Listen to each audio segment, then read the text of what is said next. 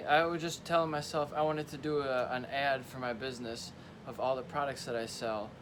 Because there's so many that we've been adding over the last few weeks and months and years that it's just hard to recap them all. So, real quickly, I'm not going to remember everything off the top of my head, but some of the things that are online right now that you can buy are Acropovic exhausts. We have Spark exhausts. We have M4 performance exhausts. We have Motul suspension setup tools. Version 4, the latest one that's out. Unfortunately, there's a delay in shipment again from overseas, but those should be back in next month or two. We also have Jim O'Neill. So O'Neill motocross gear. We have Azonic. We have Blur Optics, which are motocross goggles that have a really cool feature that they have a magnetic connection for the goggles, so you can swap your lens really quickly with it's just magnetic. So there's no tools involved at all. We have OGO, which is, as everybody knows, the luggage and backpacks and everything, which are awesome and have gear bags for when you're traveling, which as you're racing, you're always traveling. What are some other? Azonic, maybe I mentioned this, but Azonic mountain bike parts. Not everything is listed for this brand, but it's online very soon. Let's see, some of the other brands we have Moto D, so Moto D Racing, and they have tire warmers and rear stands, Bonamici Italian sport bike parts, and rear sets, handlebars, clip-ons, and we also have Driven Racing. Driven has all kinds of hard parts, so fuel caps, sprockets, things of that nature. Also for Moto D, we have IRC quick shifters, so up and down blippers, which are very handy to save you time on every lap. We also have STS, so sport bike transport stands for your trailer. Those are pretty handy. Some of the other brands would be Easy Grip tank grips. So for every modern sport bike, we have tank grips available. Let's see. We do have used takeoff tires available in Michelin. I think we have some Pirelli and Dunlops left, and I think we have 7 more that I haven't even inventoried yet. Let's see. So there's a lot of stuff that we sell. We sell over a couple thousand items. We have access to well over 10,000 products, but not all of them are listed for sale yet. Some of those that aren't listed are the car parts that we have. So we have Carvin, we have Cosmos racing wheels, and Carvin would be exhausts for cars. Cosmos racing wheels, wheels for cars and trucks. We also have BC Racing, which are suspension parts. Angry Acorns is Subaru wide body kits. And these are all going to be for sale on my website, ericswanracing.com, and shopesr.com. And I could keep rambling on for a while of all the things that we sell, but we're just trying to get it all listed. It takes a long time to get all this stuff listed properly for sale with the right descriptions and everything. So please be patient, but we're working on it and trying to get podcasts out as much as possible. So trying to provide some original content for you. So let me know what you think, and we'll go from there. Thanks for listening and watching. Peace. What's happening, Carl? I can't hear you yet, but I can see you. Might have to try to connect your audio.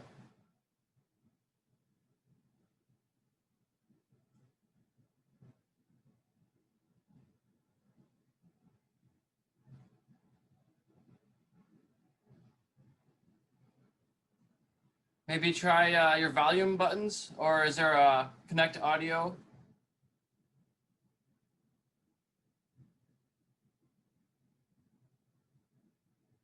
Not yet.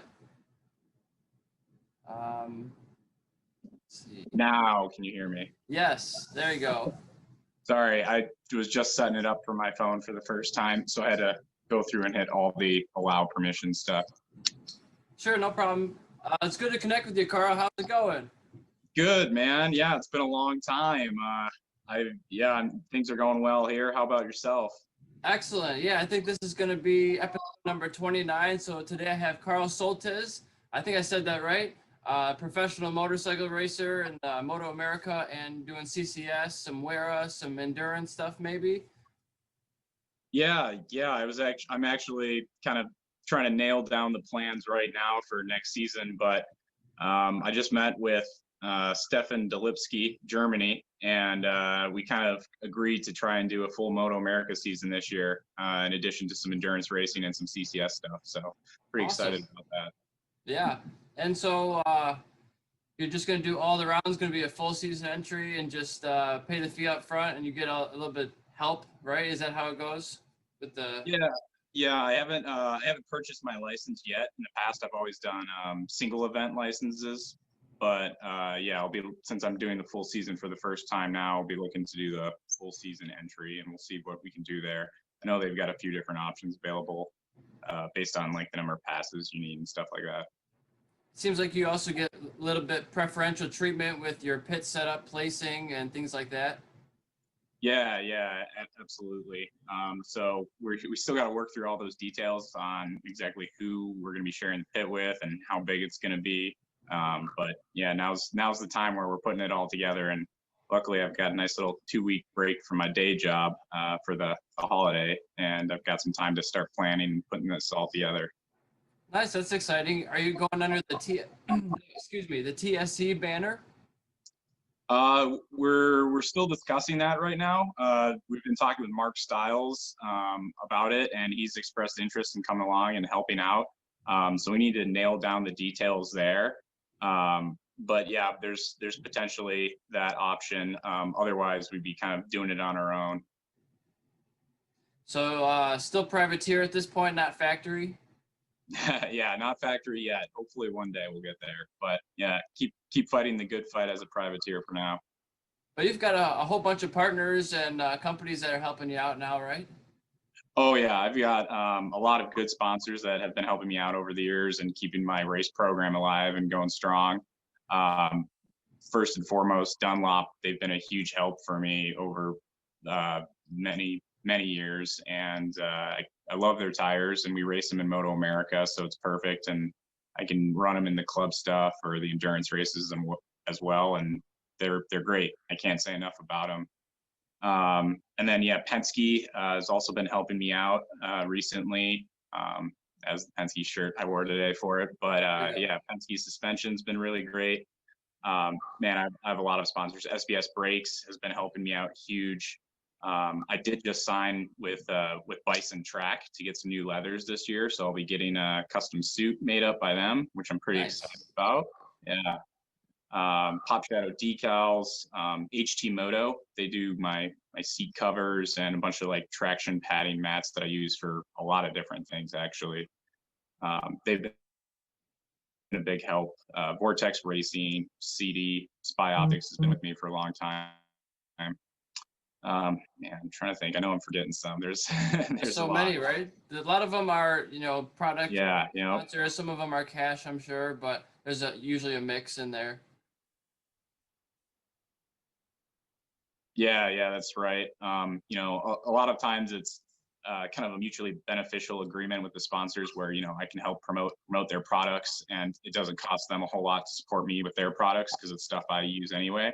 But yeah, definitely cash is king. Those get a little bit of help from sponsors in that regard, and contingency money is another factor to consider. But yeah, it all goes together into one big, racing pie that keeps the dream alive. So we keep it going as long as we can, and thankfully we have some great sponsors helping us. For sure, and I like your wall. It's similar to what I got behind me. It's just a plaque of trophies. Yeah, and it racked my brain a long time trying to best figure out how to hang all these trophies because you get so many of them, Right. And they're all different sizes and shapes and positions. I ended up just putting them up chronologically so I could keep adding to the wall as I get more. Right. Have some sort of rhyme and reason to putting them up in an order. Yeah, absolutely. For sure. And you still been doing the little supermoto training, or what do you call it? Mini moto? Yeah. You could call it mini supermoto, mini moto. I don't know if there's any set term for it, but yeah, I do that. Great training over the off season here in winter in Michigan. Not a whole lot of opportunities to ride, at least until the lakes freeze, where we can bring out the ice bikes. So now, while we're waiting for that, we're doing indoor mini supermoto, and there's two main organizations I run with there. Great Lakes Supermoto Mini Series. I've got my good buddy Will, and he runs that program, and he does a great job. Makes it really fun. Anyone can show up with just about any mini bike. It's in Sterling Heights, Michigan, and for only like $50 or something, you can run 3 hours every other Sunday indoor with your friends and just bang bars and get some good workout in, good training. It's a whole lot of fun. And then I also run with CBRL, which is Circus Bear Racing League, run by my other buddy Ross. He does a great job down there. That's a CRF 50 chassis sized league, but they've got some really cool tracks down in Ohio and Kentucky that we run at. And actually tomorrow we'll be doing a endurance race with Great Lakes Supermoto in Sterling Heights. So looking forward to that. It's a Christmas enduro, and I've got my little CRF 50 all done up with reindeer antlers and a red Rudolph nose. We've got a little Santa hat I'm going to put on my helmet. Should be a good time. Got a little theme going for the holidays. It's cool. Yeah. And so I have very little experience on a dirt bike. So if I was going to get into something like that, what would you recommend I get for something small size to train indoors or outdoors in the good weather? Well, that's kind of a two-part question. If you're looking strictly to do the indoor mini series stuff and not really do as much dirt, the go-to chassis is the CRF 50 chassis. Just seems to it's a good size, and it seems to work best for these kind of tighter indoor kart tracks. And you can build those up with like an 88 kit, and it really makes it a ton of fun. But I've got my 50 still stock, and it's just as capable. And really, it's that's why I like motorcycle racing. It's more about the rider skill than the bike. So that's what I would recommend if you're doing any sort of indoor mini stuff. But that being said, the CRF 50 chassis is not so great for dirt. It doesn't have a whole lot of suspension travel, and it's meant for kids. So it wouldn't be a great dirt bike. If you're looking to get something that kind of does both pretty well, I would recommend my other bike that I have, which is a Honda CRF 150R. It's much bigger, and it's got full size suspension, and it also makes a whole lot more power. It's like, I think around 24, 26 horsepower compared to the stock 50, which is like 2.5 horsepower. Big difference. Yeah. Yeah, big difference. But the full suspension makes it so you can ride dirt with it fine, and it's got more than enough power to do what you need with it. So I've got mine set up with, I've got some 12-inch mag wheels that I run for the indoor mini stuff. And it's kind of a big bike and kind of a handful for these tighter indoor mini tracks, but, capable rider such as yourself, I'm sure would be fine on it.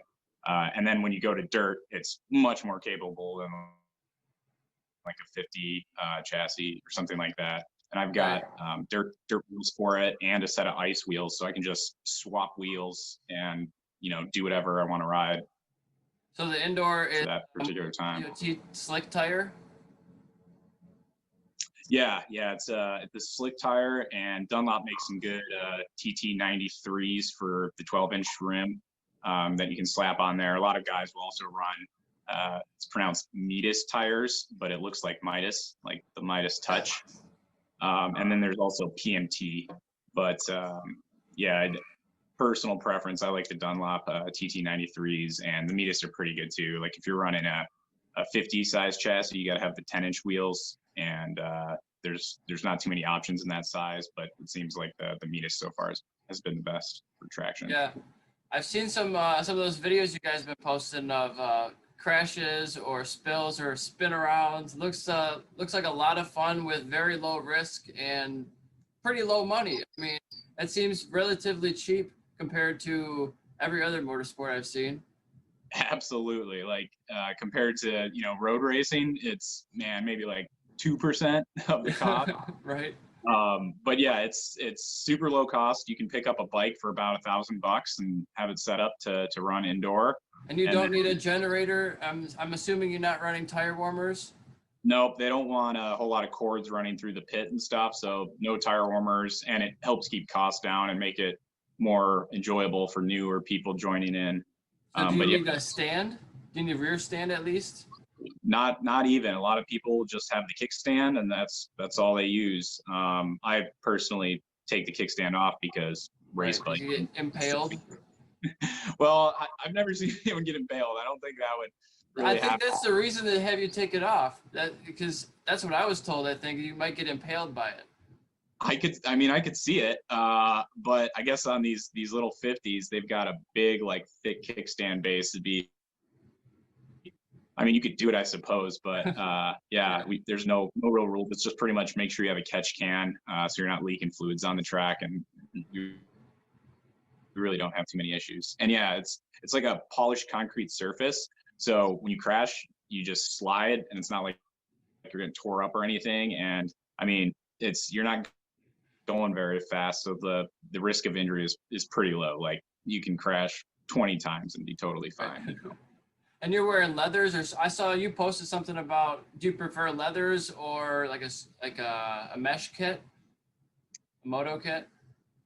Yeah, so it's interesting. The gear is kind of open to your own personal preference. I would say close to the majority of the people run leathers in there, and those for sure are probably the safer option if you're looking to just get something really safe. But a lot of people also run MX gear with some like armor, some padding, which is what I run. I run Answer Racing Gear. They're another one of my sponsors, and I just run full moto gear with some like duct taped old hockey pad knee pads that I put on my knees, and then just tape my old road racing knee pucks to them and use them as knee sliders. And that's what I run. And I prefer it that way because on these mini bikes, you're so like, scrunched up on this little chassis that you need a lot of flexibility, and you need to be able to move around a lot when the thing's sliding. And just with my leathers, it didn't feel comfortable in that really cramped, tight mini position. So I run the MX gear just because it allows for a little bit more flexibility, and I feel like I can have better control of the bike when it's sliding. It seems funny adults riding mini bikes for training, but hey, it seems to work. Yeah, it does a pretty good job. I think it's helped me a lot personally, because you're on this polished concrete surface, so you really get a feel for sliding the bike and how to correct from slides. So I know for me, it's given me a lot more confidence on the big bike, because it's the same principles apply and transfer over. So with the 50, you can just throw it in a corner sideways and see what happens, and there's no real like negative for crashing, because the bike is pretty much indestructible. You're going so slow and you don't really get hurt. So you can try all these things on these little bikes, see how the bikes react, and see what you need to do to correct for it. And then you can transfer the skills over to the big bike and kind of push it a little bit more, baby steps at a time, because you don't want to throw the big bike down the road. That gets expensive. Right, yeah, it adds up real quick for sure, especially when you're not a factory guy with a group of guys just ready to fix your bike for you. Yeah. When I throw it down the road, like I did at Indy this last season, I had to stay up late fixing that thing myself with just the help of some very nice volunteers I had on my crew. Yeah, and that one, if I remember correctly, you had just ran a little bit wide on that back straight. Yeah, unfortunately, that was a really silly mistake on my part. It was my first time at Indy, and I had gotten a great start. I already passed like a couple people, and I was in the lead kind of group of like 10 or so, and at the back of it. And I was trying to get a good drive, I believe out of turn 9 or 10 it was, to set up for this braking zone in this coming up corner. And a couple bikes in front of me had a little bit of a moment, and caused the other guys in front of me to kind of just run slightly wide to, not run into the back of that guy. So then I myself went even a little bit wider to not run into the people in front of me. And then before I knew it, the curbing was coming up, and I was running out of track, and kind of just got off the edge of the curbing, and I thought I'd be okay, just kind of maintaining throttle and kind of just powering through it. But just spun up as soon as I hit the grass and just started spinning down the track. And I unfortunately had to watch my chances of a good finish there roll away. But it evaporates quickly. You know, the slightest mistake is all it takes in racing. It's not like hockey, you fall down, you can get back up and get back in the play, and it doesn't matter. In racing, you make one tiny mistake sometimes, it ruins your whole weekend. Yeah, and it definitely took me out of that race. For what was a simple low side, it was bouncing off the track and the grass a lot, so it actually did a lot of damage and leaked oil everywhere, took out the gas tank, put a hole in that. We had to replace a whole lot. It was a good 12 hours worth of work just to make the race on Sunday. And you had all the spare parts though to do that? Almost. There was some rear set pieces that I had unfortunately I'd used up most of my spares the previous race, and we had some spares, but they were like slightly tweaked, so they weren't working perfect. And we tried to run around and see if we could get some spares from some of the other teams. I know I was talking with John Hawkins, who's been on your show before, and he was trying to help me out as well.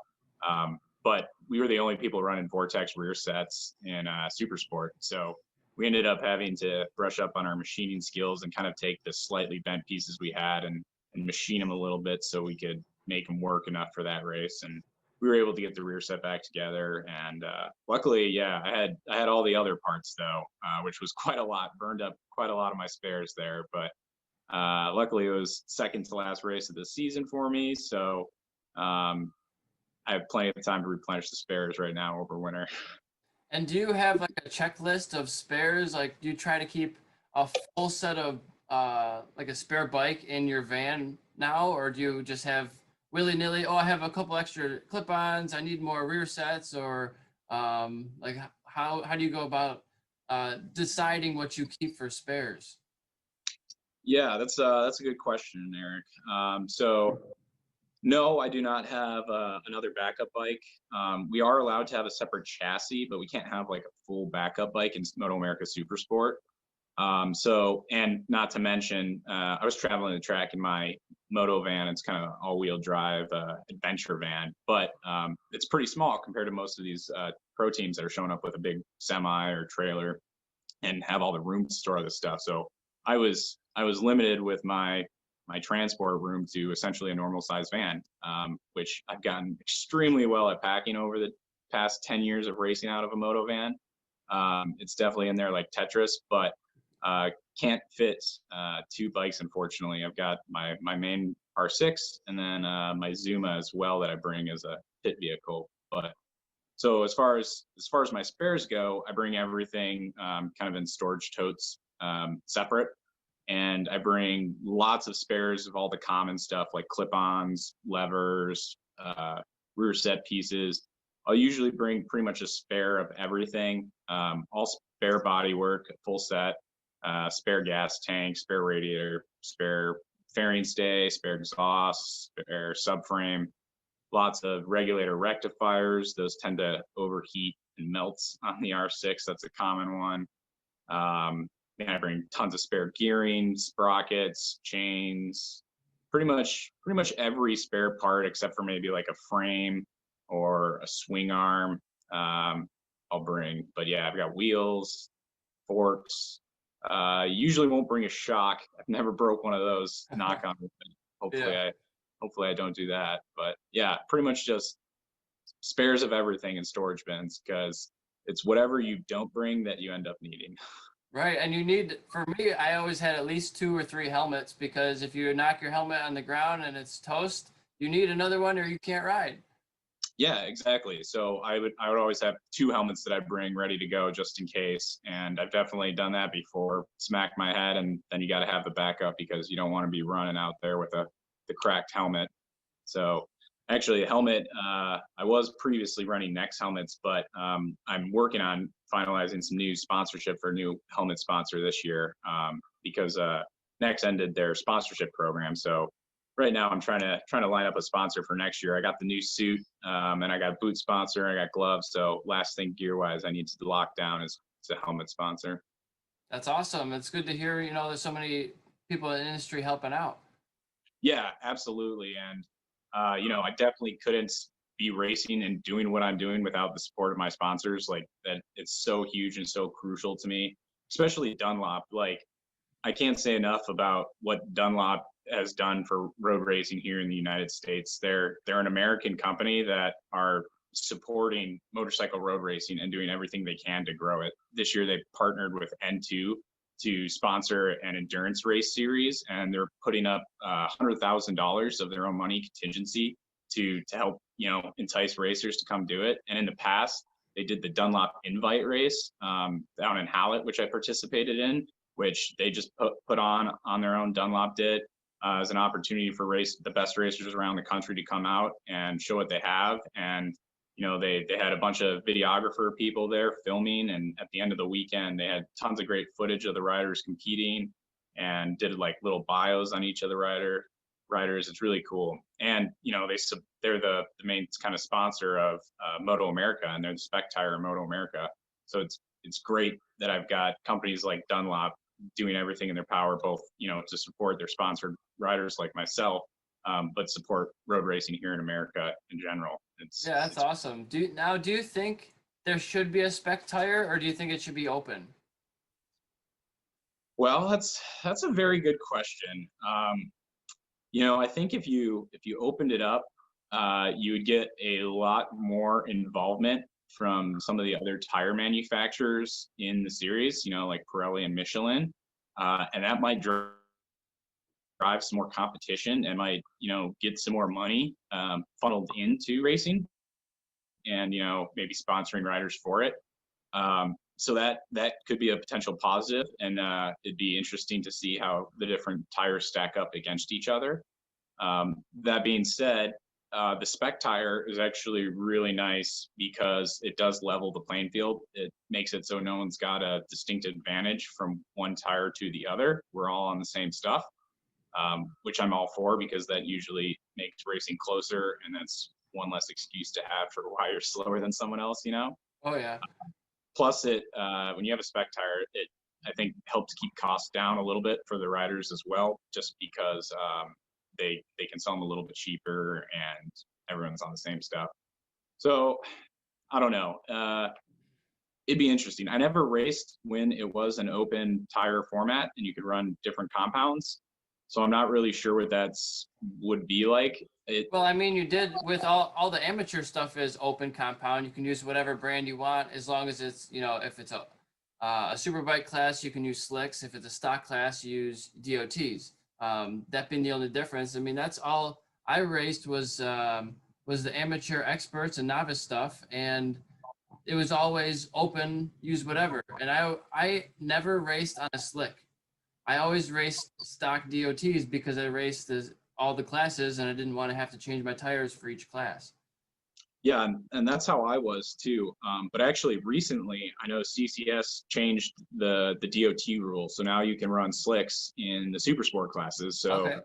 pretty much no one's running DOTs with CCS anymore. I'm not sure if that's the case for WERA too. For me, But it was always, I'd love to run the slicks, but this also helps me if it rains. I have yes, a siping. yep. So there is a pretty good performance advantage of the slick compared to the DOT in dry conditions. I noticed just more grip all around. But you're right. If there's mixed conditions where it starts to rain or it's like a drying track, the slicks can be pretty sketchy because they don't have that siping that the DOTs have. So that is a downside. But when it's a case like that, they usually open it up to like rain tires, and you can run those if you want. But that doesn't always work perfectly. You might have a semi-dry, semi-wet track, and you could be overheating the rain tires. But slick tires, it's too wet for. So Yeah, you're I suppose it's a little bit of a hybrid intermediate tire. yeah. And I mean, it's fine. It's been fine. Club racing and doing like the ASRA CCS stuff where it's open tires and you can run whatever. But I think it would be a different story when you take it to Moto America and you take the best riders in the country and put them on these tires. I think you would see the difference between the tires a little bit more, you would see which tires are working well and which ones aren't. And I think, riders on a particular brand might have a bit of advantage over someone else, at least in the beginning. If this stayed an open tire format in Moto America, I'm sure it would give the tire companies opportunity to develop their tires and improve them. And over time, it might even out. So it's a good question. It's a tough question. I think competition's always a good thing, and opening it up to run whatever tires you want could be beneficial. And I think if it's done correctly, it could work well. It may take some time though for that to happen. So you may, like the first few years, have not as close racing because some tires are working way better than others. Yeah, it stimulates innovation. Yeah, it'd be interesting. I'd be open to it. Yeah. I personally, I guess I don't really have an opinion one way or another, as long as I get to keep running Dunlops. Sure. You stay with it. That's your preferred brand? Yeah. I love the Dunlops. They're very consistent, very predictable. They last a long time, and man, they're really fun to ride. Like, what other tires brands have you ran before? I've ridden pretty much all of them. I started originally on Bridgestones as an amateur, and I ran my full amateur season on Bridgestones, and I actually did extremely well as an amateur on Bridgestones. Kicked ass, collected a ton of tire money.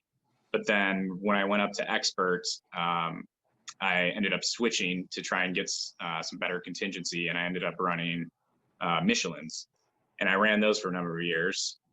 And then eventually I switched over to Dunlops because Michelin's were having some tire issues running at Daytona. They were kind of falling apart. The tires weren't developed to run there, and Daytona is a very extreme track for tires. They wear out really quickly because you're on the left side so long. But anyway, I wanted to switch to Dunlop because I knew their tires worked at Daytona, and at the time I really wanted to go all out into the Daytona 200 and put in my best effort for that. So that's what got me to switch to Dunlop. And then also because it's the spec tire in Moto America, it's nice to be on Dunlop year round, so you can set the bike up for the tire. And then when you go to Moto America, it's not like you're switching tires and having to reset up the bike for the tire and figure it out. You can spend all season testing the Dunlops and get the bike dialed in for those. Yeah, makes sense. Yeah, and then I've had the chance to try Pirellis as well, doing some endurance racing on the BMW S1000 RR. Ridden Pirellis on those, and then here and there I've had a few opportunities to try Pirellis as well. But yeah, I've ridden them all. I will say though, I haven't had a chance to ride any of the new Bridgestones. It's been a while since I've been on the Bridgestones. Okay. And so you mentioned Daytona. Are you going to be at the next Daytona in March? Yeah, that's the plan. We were down there last year, all ready to go. Had already made it through a couple qualifying sessions. We had all the tires mounted up, and unfortunately, it got canceled due to COVID.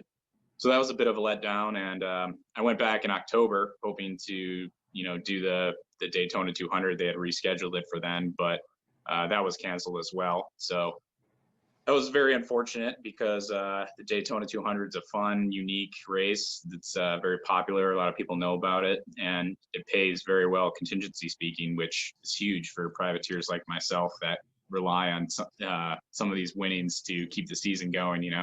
Oh yeah. So yeah, planning to do the 200 again this year.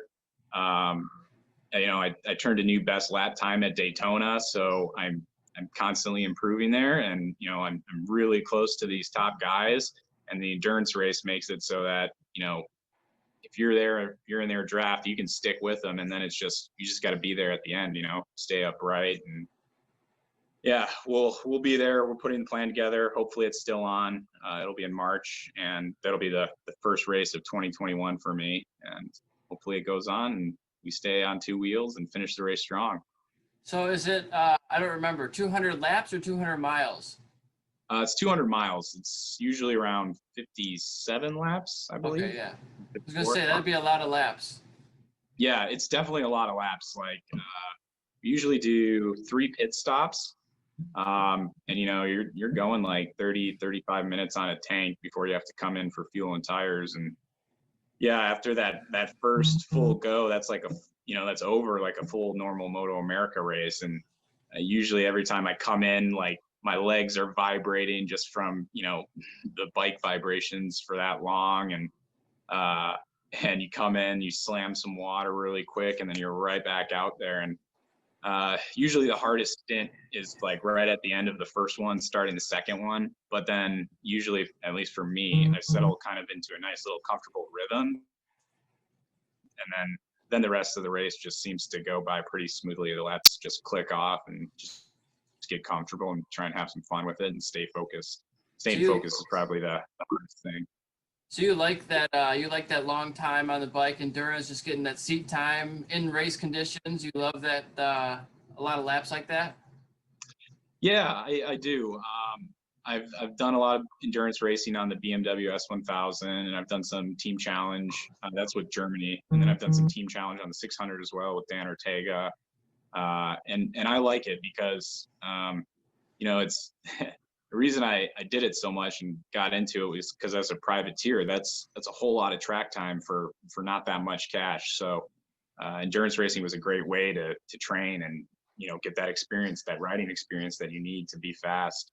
And so it's fun. You get a lot of you get a lot of ride time for not a lot of money, and it rewards the people that can be consistent. And I think it rewards the people that prepare well for the race, which is something I always strive to do well. And it usually works out. So, and then the Daytona 200, that's just, man, that's a class of its own. It's such a unique race. Like growing up, everyone knew about the Daytona 200. It used to be kind of like the motorcycle race, in the world. So just to be able to race in it, it's been a dream come true for me. Yeah, and you've gotten some pretty good finishes in that too. It's not like you've been languishing in last place either when you're entering these races. Yeah, I think I've got the pace to score in the top 5 in the Daytona 200. Yeah, my best finish, I believe, was a 13th, I want to say. Unfortunately, I've had in the Daytona 200, I've had some bad luck. That's why I keep coming back. I've got some work to finish there, score to settle. But yeah, I've had a couple blown engines in the 200 out of good positions, unfortunately, where I was running well and the motor popped. I've had just the previous year. I was doing really well. I think I was up in like 10th or something, pretty close to the lead group. And I had gotten one of my boots resoled at the beginning of the season because I had worn through the sole on the foot peg. Took it to a cobbler and they replaced it. CD's got replaceable soles. And unfortunately, like after making it all the way through like the Jennings testing and qualifying practice at Daytona, like lap 15 or 14 or whatever in the Daytona 200, the sole started coming off and was just hanging and flapping. And I was going to what side, what foot? The shifter. It was the left one, unfortunately. And I was coming into the chicane, and the boot flap got like the shifter went in between the boot and the flap. So I was trying to pound my downshifts out, and every time I downshift, it would upshift. So I like couldn't downshift, and I ended up coming into the chicane way too hot, and I tucked the front. There's actually I crashed out of the race, so that ended my 200 the last time we ran it. But there's a great picture of me sliding through the chicane, like the Daytona Beach newspaper got it, and you can see my boot flap just like flat. See the proof. So yeah, so no more. I'm not gonna take it to that cobbler anymore, and we're gonna have fresh boots for the 200. But yeah, when I finish the 200, it's usually pretty well, usually around the top 10. But I think I've got the pace now to do better if I can make it through the race. Yeah, and really, I think what you need to do to make it an endurance bike, you need to have a quick change for the front axle and the rear axle, maybe a fuel dump, a different fuel hose or fuel entryway. Yep, exactly. We've got quick change on the front and rear, so you can swap wheels really quickly when we come in. Our crew's gotten pretty good at it. We can usually get our pit stops done with fuel and everything 15 to 18 seconds. And it'd be faster if we had a little bit better of a fueling system. What we have now is it's a dry brake system. on the gas tank. So you have to weld in the special cap on the gas tank lid. And then you've got this big, like 5.5 gallon fuel holder. And what you do is you just, press it onto the tank, and there's a vent system hooked up so it can just vent air out as the fuel comes in. And it usually takes about 9 seconds to fully fuel up. But some of the top teams will have it's like a dual dry brake system. So rather than just one opening, they'll have two, and then they have like two nozzles on their big tank, and they can dump the fuel in almost twice as fast. And it's like, 4 or 5 seconds to fill up, but costs a bit more money to get those. So, we work with the budget we have. Sure, it almost seems like it's pressurized somehow, but I don't know how it works, but it sounds like it's sped up. It's not a normal gravity just dipping down in there. Yeah, I mean, you could definitely pressurize that and make it even better. I don't know all the details on the top team setups, but yeah, I mean, you could totally do that. And if you had a pressurized system, that would be even better. Just it's nerve-wracking to me because it's fuel, and you've seen those photos in the pit lane of people catching on fire and all that. There is a worry. I mean, you have to have someone with the fire extinguisher right there, but I mean, as motorcycle racers, I've never worn fire retardant gear. Yeah, that's a very good point. There definitely is concern for fire. And the CCS and ASRA, they try and mitigate it as much as possible, the danger. Basically, when you're fueling the bike, no one can be working on the bike. Everyone has to be hands off and away from the bike. And like you said, there has to be someone there with holding a fire extinguisher ready to spray it, pin pulled, ready to go in case it does ignite, because you're dumping, 5.5 gallons of like MR12 or whatever race gas you're running, highly flammable stuff, onto a searing hot motorcycle that's just been, held wide open for however many laps around Daytona. And it's very easy for something to catch fire. There's been numerous examples of, fires in the pits there. And that's why they have these protections built in. All the crew members have to have long sleeves and stuff like that. But yeah, as a motorcycle racer, you don't really have fire protection that you wear. You just have your leathers, which would probably do a decent job for a little bit, but if you're covered in fuel, it probably wouldn't help you out too much. So that's something to keep in the back of your mind, but trying not to think about in the race, because it'll just distract you. You really got to focus kind of on the task at hand. Yeah, I mean, there's so many things to worry about. You can't worry about everything. You just got to do what you got to do, and hopefully it goes right is the goal, and just try to reduce risk as much as you can. Exactly. And it's, ideally you've got a good team behind you, and they're taking care of all that stuff that you don't want to be worrying about, like the safety, the fueling. If you've got a good team and they're giving you a bike that's been set up properly and everything's been done, that's less things for you to worry about, less things for you to think about. You can just hop on and ride, and you can focus on your brake markers, when you're getting on the gas, your lines and all that. And that's really crucial. You gotta feel comfortable on the bike. You gotta trust the bike, and you have to be able to push as hard as you need to push to do well. For sure. And you've been racing in Moto America for the last couple of years, on and off a couple of rounds here and there. How have you been choosing the rounds that you go to? Is it? I know you love Road America, and that's a close one, but the other ones just seem like that's a good date for you. Let's do that, or how do you pick them? Yeah, that's a good question. So yeah, I've been doing AMA Pro or Moto America races since 2014 was my first one, and I've loved doing them. It's been a great time. I want to do as many as I can, and in the past I've been limited just because of my vacation time I've been allowed with my normal day job as an engineer at FCA. So I could only do the closer ones because I couldn't afford to take so much time off work to drive across the country to go to Laguna or something. So basically, in the past, I've chosen them based off, distance kind of, and however many I can afford to do in the season. This past Road America's hands down my favorite track. I love that place. It's fast. There's a lot of hard braking zones, which is like my bread and butter. It's what I love to do, is hard braking, back it in. So I pretty much always do Road America. I don't think I've ever missed one, actually. So I'll always do Road America. This past year I did Indy because it was a new track, not normally offered, and I'd never been to Indy, and I love trying new tracks. So it was close. It's iconic, and like everyone knows Indy, and they don't host many races. So I jumped on the opportunity to race there. And then yeah, Pittsburgh is another fun track that's close, so I like to hit that one a lot. And yeah, this year, because my job has kind of gone fully remote, I should be able to work from the road and then kind of drive at night. So plan is now I should be able to do the full Moto America season, and I'm really looking forward to trying some of the new tracks on the schedule that I haven't hit yet. Road Atlanta's one. For phenomenal things about that track, and You've never been to Road Atlanta? I know, that's what everyone says. They're like, I can't believe you've never gone. But yeah, haven't been there.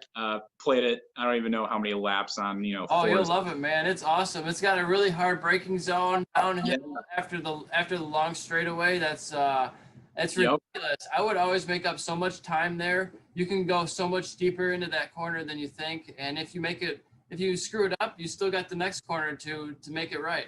Yeah, I know exactly what you're talking about, and that's the part of the track I'm looking forward to the most. That like high speed back straight into that hard braking kind of downhill left there.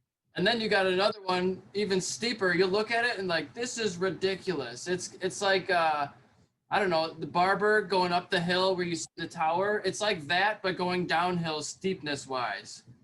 It's very steep. I can't wait. And like I've seen in video games, I've seen on TV, but I know that doesn't do the elevation justice at all. It never looks as extreme as it is. Yeah, it's a fun one. A lot of elevation there in the S's. Yeah. No. So yeah, I'm looking forward to that track. Laguna will be a first for me. That has been a bucket list track forever for me. Trying to think if there's any other. Oh, and the Ridge. Yeah, haven't been to the Ridge yet, but that looks like a really fun track, and I love that area. And I think it's close to the Laguna round, like a few weeks maybe. So I might just take kind of like a nice little vacation out on the West Coast there and enjoy the mountains and maybe do some mountain biking. Pretty much just go out there for the race and then stay a few weeks for the next one before I come back. And I know you haven't finalized everything for next year. Are you planning on using your van still, or maybe having your van with a trailer behind it for more capacity? Good question. I actually just sold my van not too long ago, so I'm in the market for a new van. Currently looking, but I was speaking with my good friend and endurance teammate Stefan Delipsky, Germany, and he's got a very nice Sprinter, and our plan was to kind of use that. And we just started talking about this. I met with him Thursday this week. He came by my place so we could kind of discuss our plans, and tentatively we're thinking we're going to load that thing down, maybe get like a hitch carrier for it so we can throw a Zuma on the back, but throw a couple race bikes in there, his and mine, and we go run the full Moto America season. And I could drive it to the track, and then he can fly in, and that way it helps us both.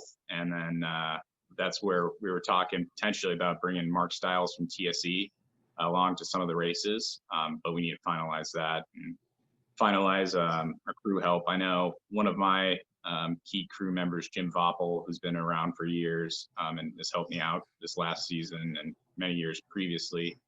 He just retired from his job, so his schedule opened up a lot, and I think he might be joining me in a lot more races now, which will be awesome because he's a great help. He's an engineer as well, and he helps calm me down before the races and helps me focus. So it'd be great to have him, and we'll see who else we can get to kind of join our program. A lot of times it's we're getting volunteer help from people that happen to be local or close to the races. I got a lot of friends that I race with out in Wisconsin, so it's usually pretty easy to find a few guys to help crew for. And they're helping change tires and helping, maybe make lunches or whatever. things like that. Yeah. It's just, to help take care of the things that can, are one less thing for me to do so I can focus more on how to improve my lap times and how to improve my riding. It's always nice when you have crew help that can take care of the little stuff so you can focus on the riding. Yeah, and going from amateur races and CCS or WERA to going to Moto America, you get so much less track time before you have to race the track. And some of these tracks, you can't do track days at, like Indy or Laguna Seca. Good luck, right? It's going to be, you have 2 or 3 sessions, you have to qualify, then you race it. It's very quick. Yeah, it is. And I think there's positives and negatives to that. You're right. Like with the club racing, it's nice. You get tons of practice time, tons of time to learn the track, and you're usually doing lots of races, so plenty of time to learn it. But yeah, with Moto America, like you said, usually get like one practice, then you go into qualifying 1, and then qualifying 2, and then it's race 1, a warm up before race 2, and then race 2. So not a whole lot of time, but the nice thing is the sessions are usually longer. So you have time, at least like in the first practice is usually a 40-minute session. So you'll have time to go out, kind of feel out the track, and then come into your pit, maybe make some suspension changes, some gearing changes, things like that, and then go back out.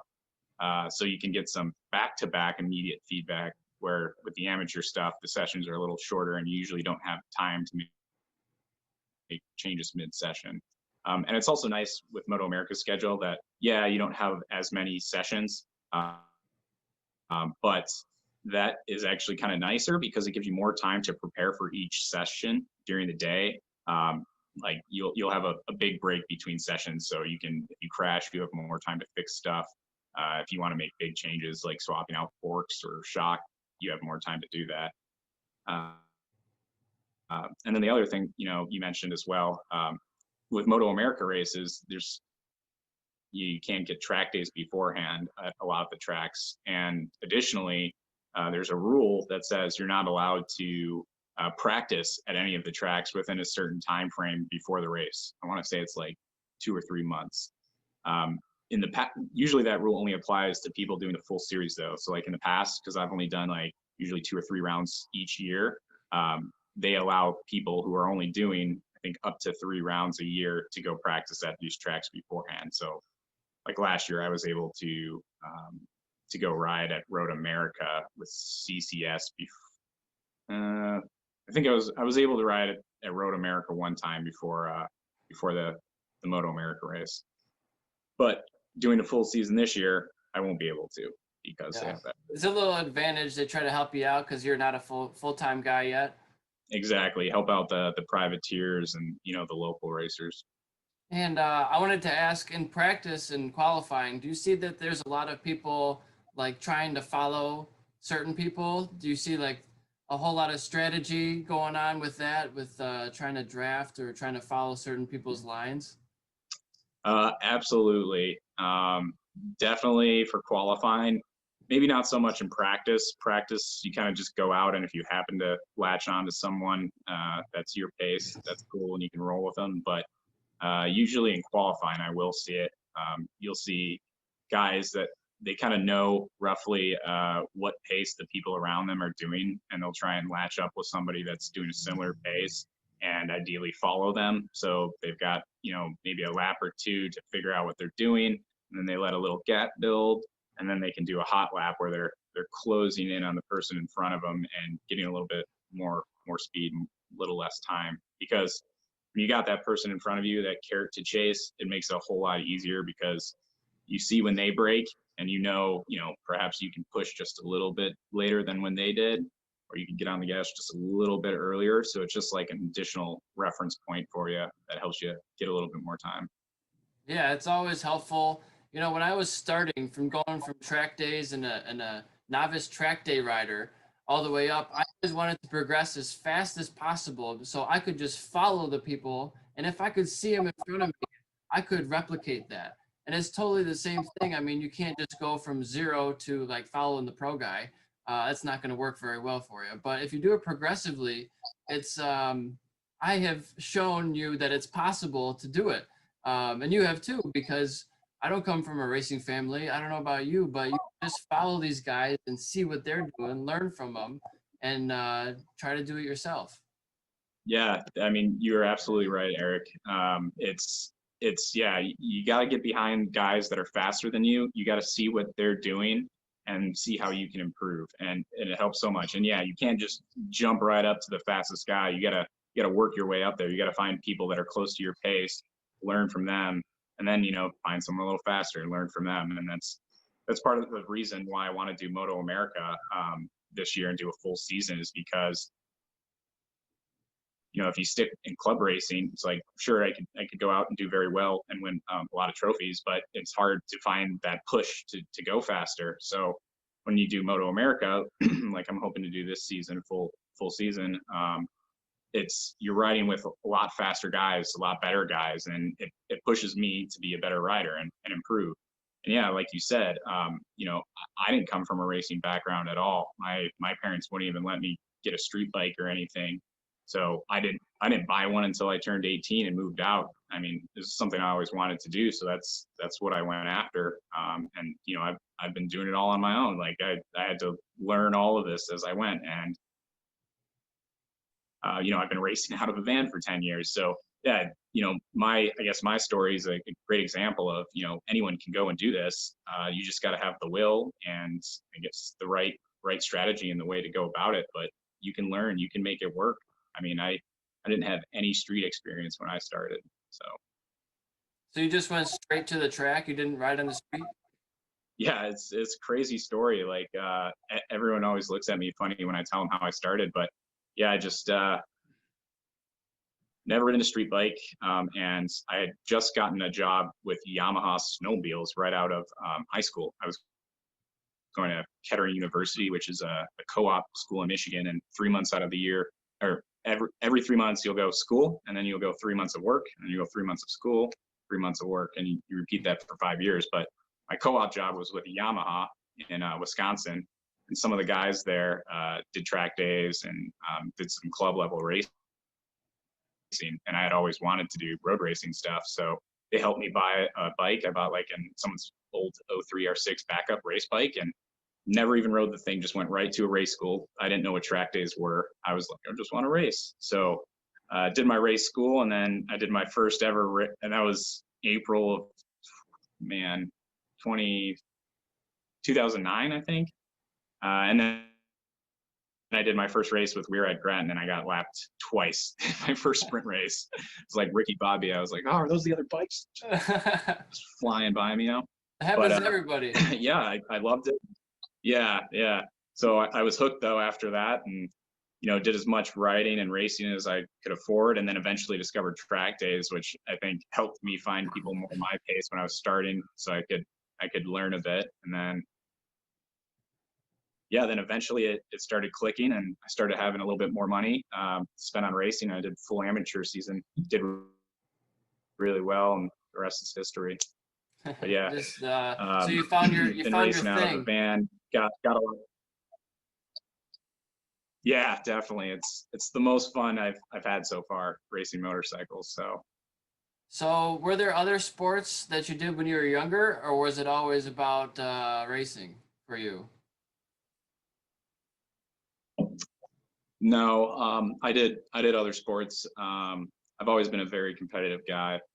I played soccer when I was little growing up, but in high school I was a big wrestler. I really liked wrestling. And then I played football, did track as well. And then in college, I started doing mixed martial arts because after wrestling, I was looking for another physical outlet. And then about the same time, I discovered motorcycles and slowly dropped off of doing MMA and switched over to motorcycles. And it was a lot more fun to me, and I could still get a good workout. And I really like it too, because, it's ultimately, it comes down to you. You're the one on the bike. At the end of the day, if you don't win, I mean, you've got one person to blame. It's yourself. And, doing wrestling and MMA, similar sports like that, it's you out there.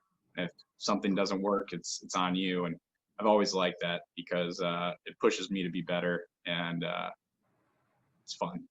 Yeah, something I love about racing is just it's so you have to be nearly perfect to be your best, right? Because everybody's trying to be their best, and if you make one tiny mistake, it could ruin your whole event, or your lap, So you go wide in one corner, and now you're a half a second off your lap time, and it's just now you have 12 corners or whatever it is you got to figure out per lap. It's like a big puzzle you got to figure out, and it's trying to solve this puzzle to make it your perfect race is what I find so elusive, because it's never going to happen. Your perfect race never happens. There's always tiny mistakes everywhere. It's just trying to eliminate as many of them as possible. Exactly. Yep. Trying to be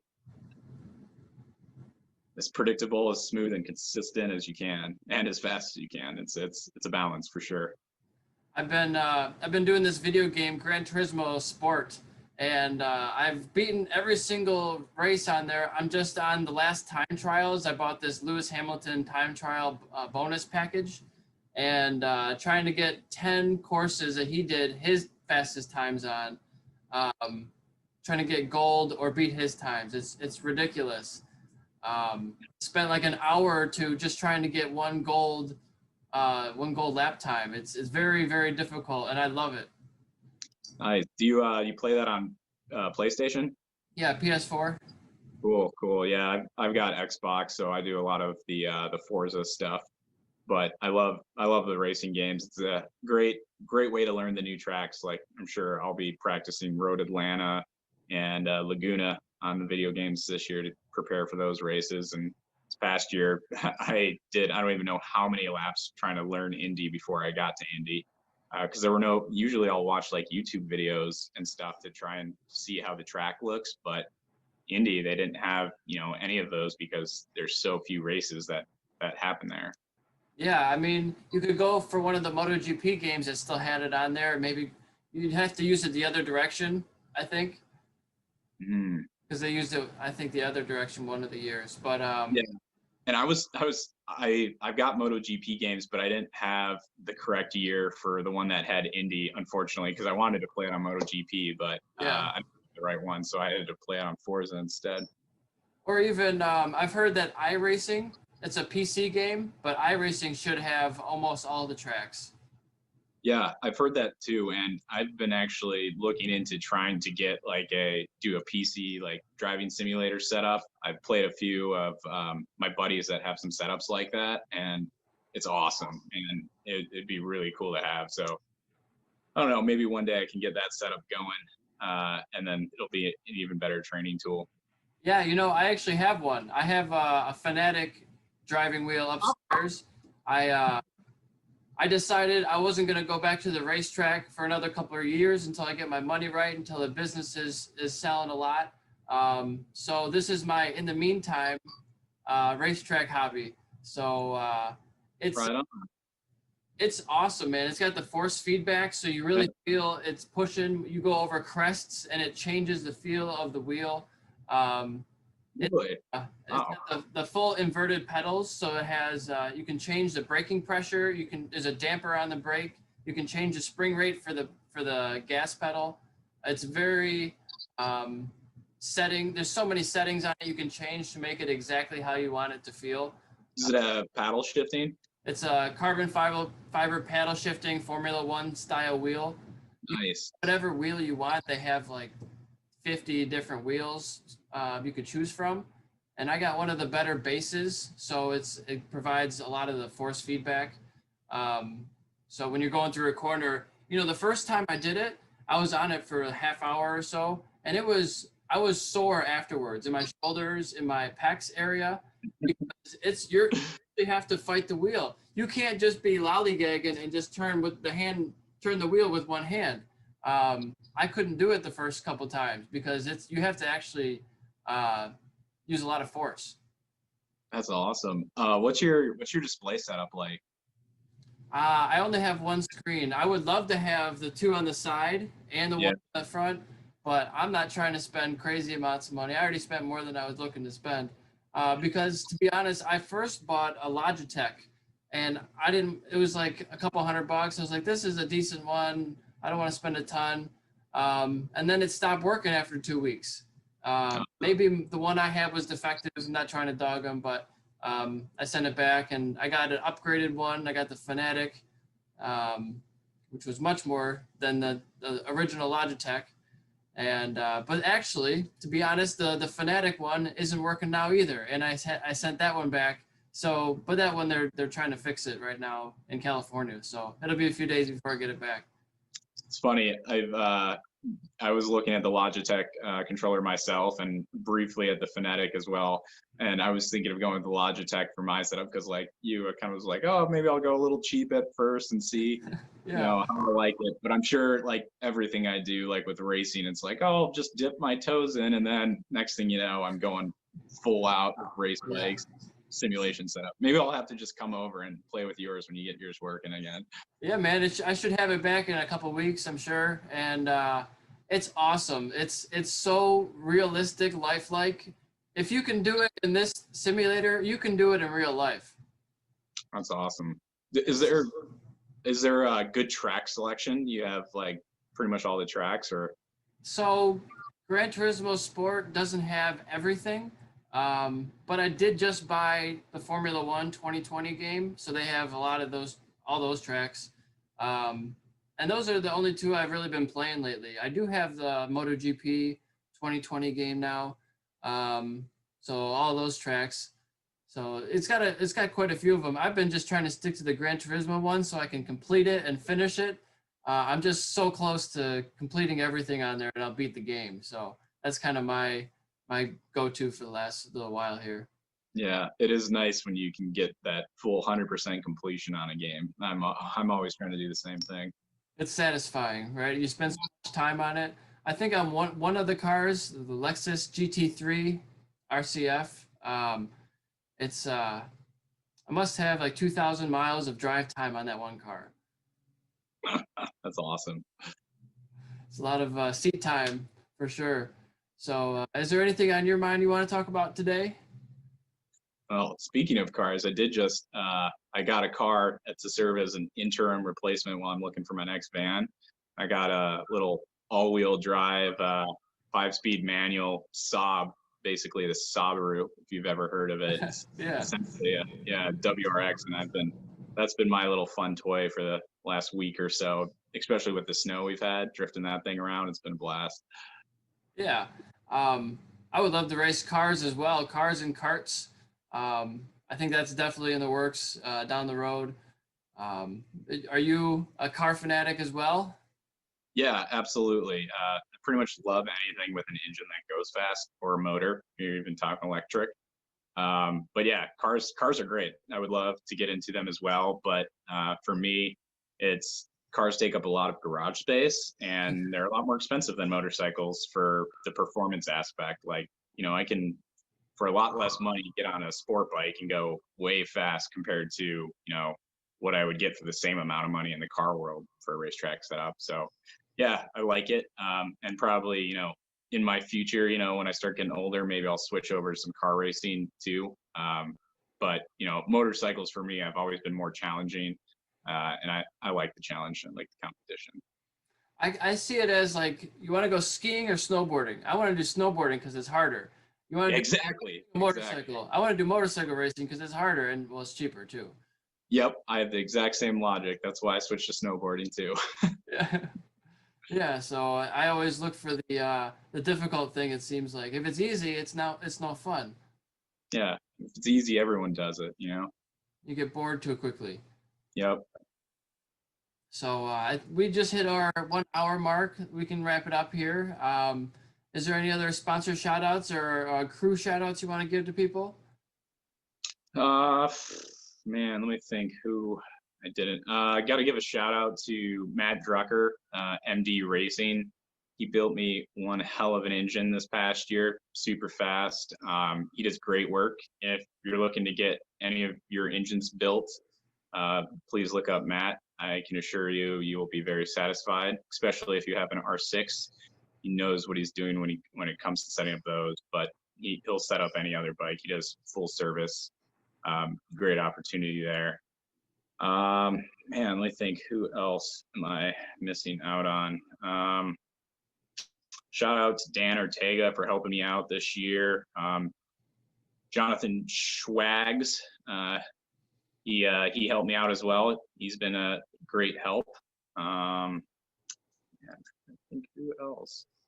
Sarah Storks, she's been helping me out this year and doing some racing. So big thanks to her this year as well for all of her crew help. Oh, and I wanted to ask about your thoughts on the R6 going away. Yeah. I've been getting asked about that a lot lately. It seems like a hot topic. So yeah, they're getting rid of the R6 for street legal version at least. Being told they will still sell a race only R6. I think one of the reasons they might be doing this is when they call it a race only bike, they don't have to meet the emission certifications, which are growing ever increasingly more stringent. So now, like the two-stroke dirt bikes and stuff, they'll say for competition use only, and then they can sell them without having to meet these emission requirements. So that could be, one of the reasons they're doing it. But I've also heard a lot of talk that, the 600 class, 600cc bikes aren't selling as well.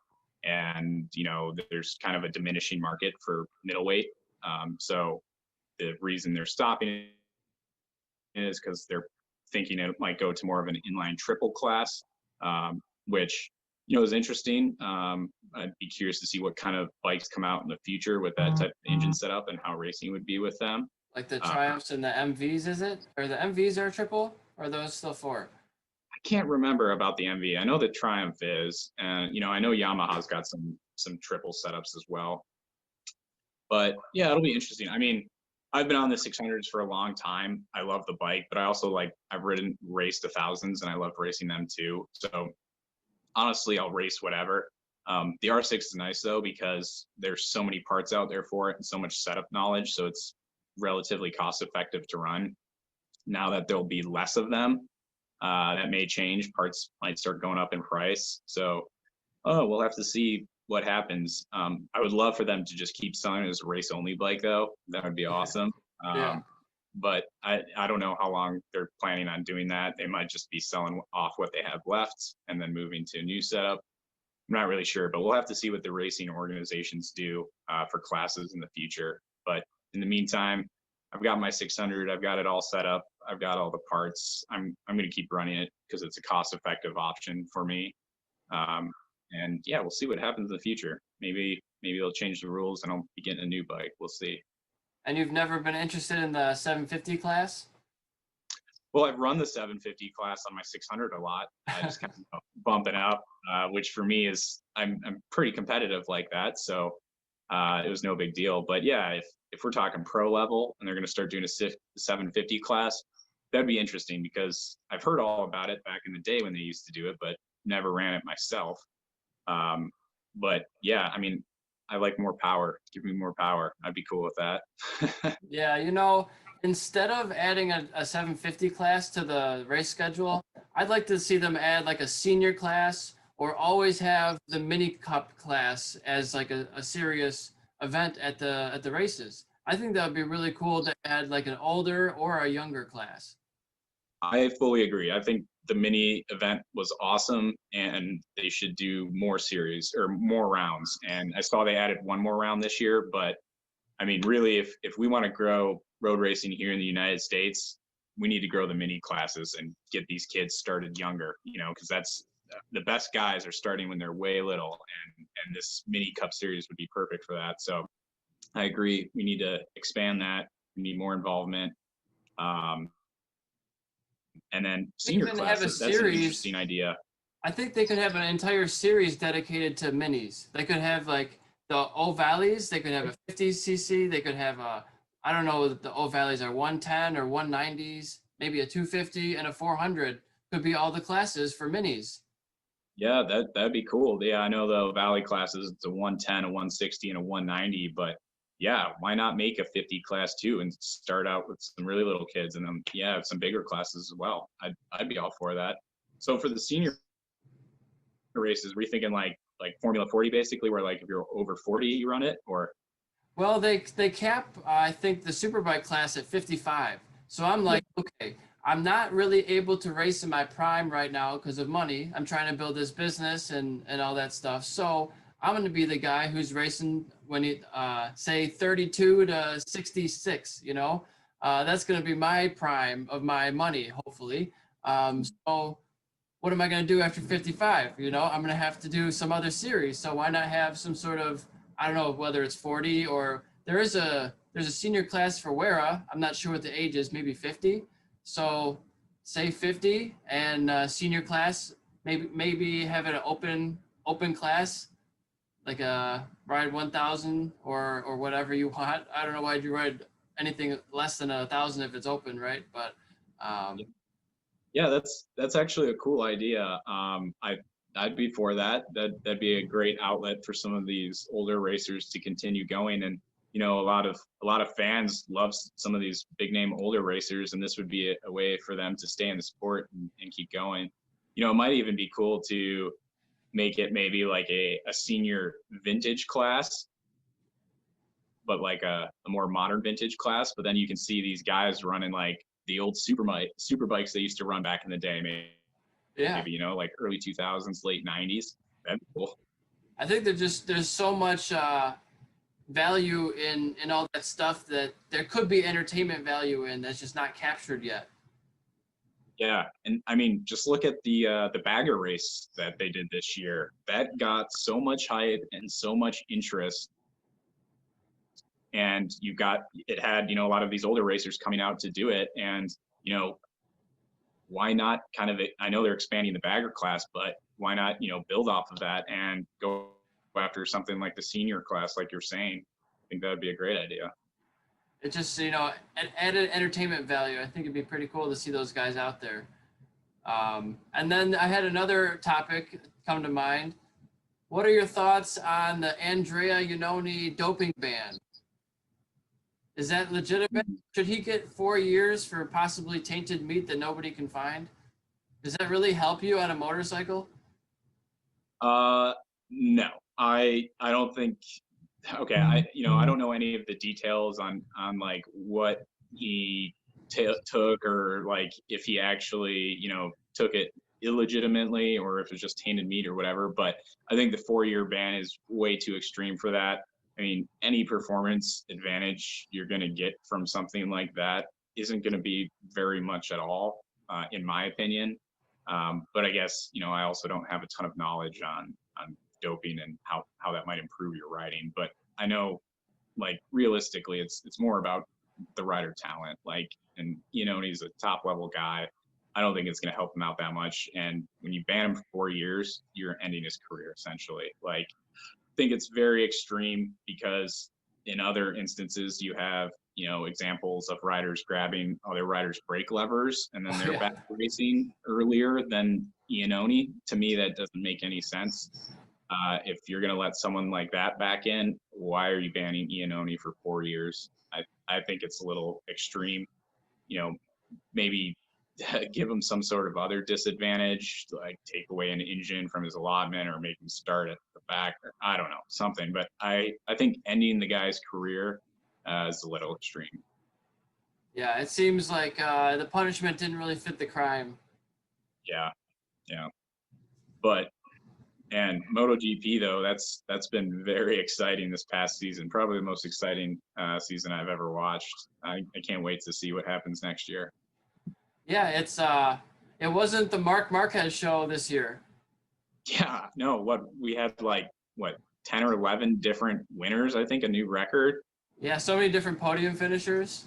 Yeah, it's been awesome. Like I was on the edge of my seat like every race, and man, who would have predicted Mir winning the championship? It was not on my radar. No, not at all for me. But I was very happy to see one of my personal favorite riders, Taka Nakagami, have a really good season. You know, his first podium just kind of eluded him, but he's shown some great pace. Put it, you know, on the front row a bunch. Qualified pole even, has done some good lap times. I think next year is going to be Taka's year, and he's going to do a lot better. So very excited to see what happens there. And then Rossi as well on the Petronas team. Been a Rossi fanboy ever since I started watching MotoGP. So hopefully he'll have some better results on Quattro's old bike. Yeah, it's always cool to see, but you know the Yamahas were really struggling this year. At one point, it was kind of funny that the 2019 version was faster than all the 2020 versions. I think they went maybe a step back this year. Yeah, it sounds like they tried something that didn't work, and then unfortunately they had that whole issue with their engines. Changing them kind of mid-season and then getting dinged for that, which set them back. So I don't know. Hopefully they can make some big strides in the off season here, because I've kind of been a lifelong Yamaha fan. I like to see them do well. So I want to see them improve next year. And they did show great pace many times throughout the season, especially at the beginning of the season. They were pretty dominant, and Franco's done extremely well. So looking forward to see more of him. And yeah, hopefully they'll get back on track, and it'll be interesting to see if and when oh man, what's his name? Mark Marquez comes back. Mark, yeah. It'll be interesting to see how he does coming back from injury. Yeah, or when, yeah. or when. I'm really curious question mark. Yeah, and it sounds like he had kind of like a non-union of his broken bone in his arm there, which I've had to deal with before. I broke this wrist in a high side at Daytona one year. You can kind of see the scar, but it wasn't healing for like 6 months, and it sucked just because it's like, in my case, didn't get a lot of blood flow, and it was really bad, really painful. Eventually, they had to take stem cells from my hip and inject them into my wrist, and it healed right. So yeah, it's no easy matter going through what Marquez is dealing with, and I hope he comes back and is still very strong. But if anything, I think he may be at a slight disadvantage now, which maybe will make things pretty interesting going into next year for racing. Yeah, it's just cool to see a guy like that back on the grid. He didn't quite replicate I don't remember what year it was, he broke his leg, and at Qatar, 3 weeks later, he won the first race. I think that's what he was shooting for, but it didn't quite work out in his favor this time. Yeah, and when he came back and was doing like push-ups with his busted arm, like I think it was like 2 weeks after he did it, my mind was blown. I was like, wild. How is this possible? Because I saw the crash, I saw his arm break, and it blew my mind that he could do that. But then clearly afterwards, in hindsight, it showed that was probably not the best idea. So I don't know. I wish him the best. I hope he can heal up and get back out there, and can't wait to see what racing's like in MotoGP for 2021. Yeah, unfortunately, your body doesn't care what your goals are. If it's not ready, it's not ready. Right. And I was just actually finishing up the Formula One season today, watching the UAE, was it Abu Dhabi Grand Prix? Are you following any of that kind of stuff? Briefly, like I pretty much read the recaps and watch the highlight videos, but I don't watch like every single race like I do with MotoGP. But it sounds like it's been pretty interesting. Yeah, it's been the Mercedes show for a while now. It's just cool, you see all the different technology and all that, but there's always, just like Mark is usually at the front, or Mercedes is up front, there's always some team that's just dominant. It's rare that you see in MotoGP this year that there are so many winners at the front. It's usually one or two teams taking everything home, it seems like, but this year's been a little different. Yeah, and I think, part of that is like car racing. It's, you've probably heard this before, but they say car racing's like, 90% car, 10% driver, whereas motorcycle racing's like 90% rider, 10% bike, so I think that helps. And in MotoGP, at least, the talent there is all, super top level. All these guys train really hard. They train with each other all the time. So it's all pretty similar. And, the fact that we've had so many super close MotoGP races just speaks to the competitiveness of all the racers and how close all the teams and the bikes are. Whereas I think, with Formula One, there's more of a technological advantage for the top teams that you can clearly see. Oh yeah, sometimes it's wild. I've never seen this in any other form of motorsport where each team they have two cars and they've locked out each row of the grid. Team one, team two, team three, team four, team five, all the way down the entire grid. It's like Yeah, that's how much they're spaced out, and that's how far they are apart. They're not even close anymore. There was one track, I think it was a short lap time, but I think they lapped all the way up to sixth place. That's yeah, crazy. that's insane. Like in my opinion, I think the race organizers need to do something to kind of level the playing field a little bit more. But at the same time, it is the highest like form of motorsport, and it is cool to see these teams push the technological boundaries as far as they can and see what kind of cool technologies they can come up with, and really just see the max potential of cars. Like it's awesome to see that. But then Yeah. as a fan, it's not super enjoyable when you know what the results of the race are basically going to be before it even starts, because these teams are separated so much. Yeah, I think they're trying to get to a new car and a new power unit for 2022, and trying to be fully sustainable fuel source and all that stuff. So they're trying to go the right direction. It just takes time. Well, that'll be cool. I'm definitely looking forward to seeing the development of more sustainable fuels, electric cars, and electric motorcycles, and how all of that is going to come into play with the racing. MotoGP's got Moto E, which has been cool, and I think as we move forward here into the future, into a greener future, hopefully we'll see a lot more of it. And as an engineer myself, I'm very excited to see how all of that kind of plays out, and hopefully be involved with it myself. I would love the opportunity to get on some electric bikes at some point and start doing some testing and some riding there. With my engineering background, it's all really fascinating to me. And when we get into these new series that are going to be based around these sustainable fuels or electric vehicles, I think there's a lot of opportunity there to have an advantage, technologically speaking, compared to some of the other teams, because the technology is so new. There's tons of opportunity for improvement and optimization. Oh yeah, and it's gonna be a whole new riding experience too, because although the brakes and the chassis is probably the same, you're going to have a different power delivery, and the chassis is probably going to be different because now it has to house batteries instead of the engine. So it's going to be a different weight distribution, different power delivery, different feel in the corners, and probably heavier. Right? It's much heavier. Is that true? Oh yeah, yeah. So you're absolutely right. Like, with an electric bike, you've got way more torque and it's way more linear and instantaneous. So the power's gonna come on way differently feeling wise compared to an internal combustion engine. And then, yeah, as you said, the bikes are definitely heavier because right now, what's limiting the bikes is the battery technology. It's improving every year, and batteries are getting, more capacity, more powerful, and lighter every year, but they're still relatively heavy and kind of the performance limiting factor for these bikes.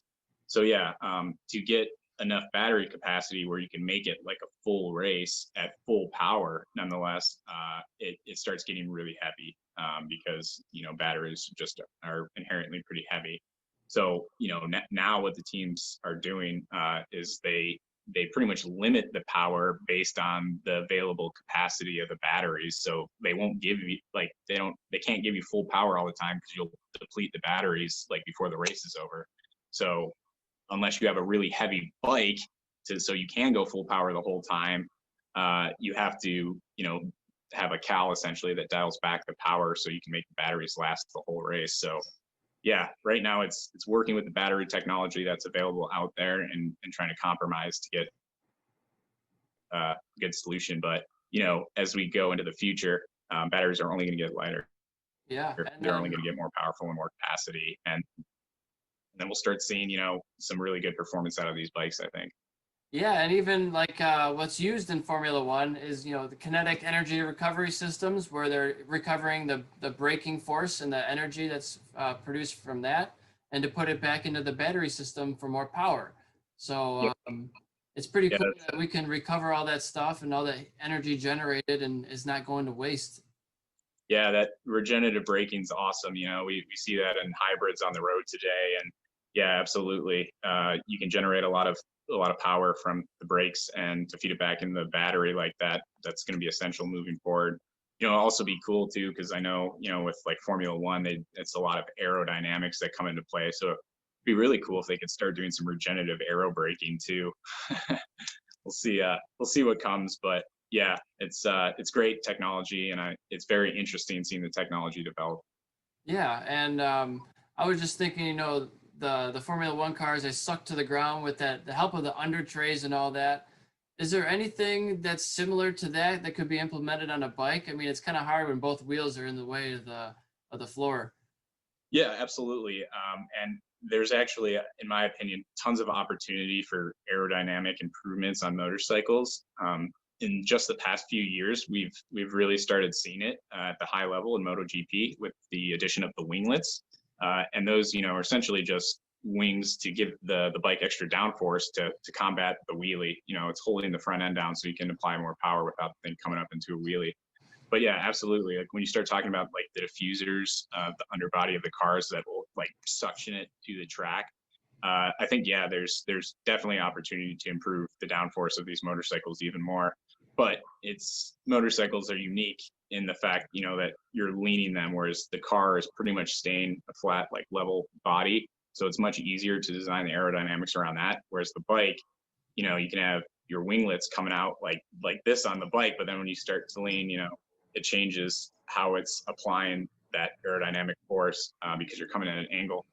So yeah, aerodynamics for bike kind of is a little bit of a unique challenge, but I mean, really, it's only been starting to get developed like in the last 5 years from what I've seen at MotoGP level or so. You look at the Moto2 bikes, they're all like insanely slipstreamed with like, you know, trying to reduce the drag as much as possible. And then MotoGP, you see the downforce. So I think with more powerful bikes, faster bikes, you'll start seeing a lot more aerodynamic factors or styling come into play in the future. But with the less powerful stuff, it seems to be more about just slipstreaming the bike and reducing the profile, the drag coefficient of the bike. Yeah, and I've even seen a rear tire spoiler now on the Ducatis. That's a new thing. Have to factor in all like the cooling ducts and stuff. You know, they put the cooling ducts on the front brakes to cool them, and yeah, there's all sorts of different opportunities that we're seeing now. Some of the manufacturers start playing with, but I think there's really a lot more room for growth when it comes to aerodynamics and motorcycles.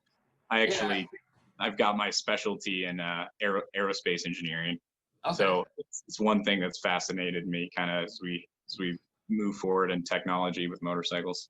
Yeah, and you know, all these trucks and vehicles on the road are horribly aerodynamic. They're just breaking all the rules and they're just slowing themselves down. But that's just how it goes. It's cheaper for the road.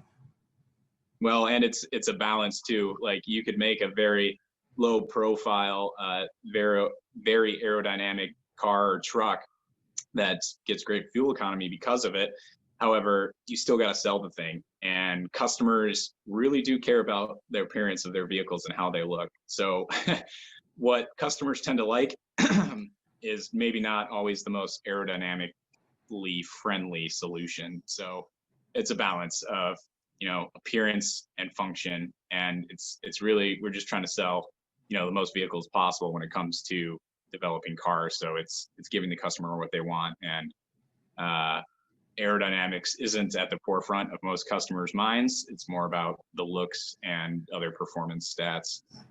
Yeah, and talking about new technology coming up in Formula One, I think recently they developed and are already using a, a dynamic steering, two-axis steering, I think it's called, so they can change their toe angle on the fly.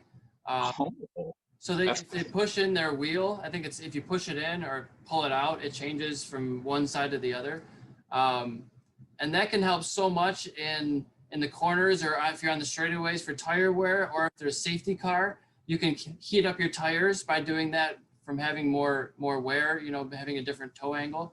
And also, in MotoGP now they have the hole shot device, which it seems they're not just using on the hole shot, they're using it on the straightaways anytime there's a long straightaway. So there's just more controls popping up all over the place, and people are now using the thumb brakes instead of the rear brake instead of using the one on their foot. Yeah, that's really interesting. I hadn't heard about that dynamic steering. That's really cool. But yeah, that's one thing I've noticed. Like the difference, like with Formula One, is like they have a lot more things that they can change on the fly, like calibratable things that can improve the performance, like certain parts of the track. Whereas I believe MotoGP, they're not like, they can't change that stuff on the fly. Like the rider has to be able to physically change it themselves, if I recall that correctly. So I think there are some limitations with motorcycles right now in the way the rules are, but it would be cool. I know in the past they've done it where like different corners, they'll have different maps and stuff like that. It'd be cool to start seeing more of that technology trickle down from the car world into motorcycles. Yeah, it's just they keep putting caps on what you can and can't do. We could go way faster, but it's just really expensive. Yeah, well, it's do we want to go way faster and push the performance limits of these machines, or do we want really close racing like what we have now? Because MotoGP definitely has a lot more restrictions and rules than like Formula One as far as technology is concerned. But I mean, look how close and how good the racing's been for us fans. I almost think like, it is, you got to limit it so that it is close and still competitive, because man, it really makes it that much more exciting to watch. Yeah. And affordable for the entrants, the people who are doing it. If it's $400 million a year, not many people can participate. Right. Exactly. And the more people that can join, the bigger you can grow. So. For sure, man. Well, hey, let's cap it at about an hour and a half now. And where can people find you online? Are you anywhere on YouTube, Instagram, any places like that? Yeah, absolutely. Instagram, you can look me up, SuperCarl620. Also on Facebook, Carl Soltisz is my name. You can also find my racing page, Super C Racing, on Facebook. And then, yeah, YouTube. I've got a lot of YouTube videos covering my road racing stuff, my mini supermoto stuff in general, jet skiing, mountain bikes, pretty much anything I do. I usually have the GoPro running, record it, bring it up to YouTube. So you can find me on YouTube, Carl John 620, or search for Super Carl. That usually works. Or Damn It Carl, will that find you? I don't know. I haven't searched for Damn It Carl, but I know if you definitely look up the hashtag Damn It Carl, you can find tons of posts on me from social media. So I don't know if it'll work on YouTube though. I haven't tried that.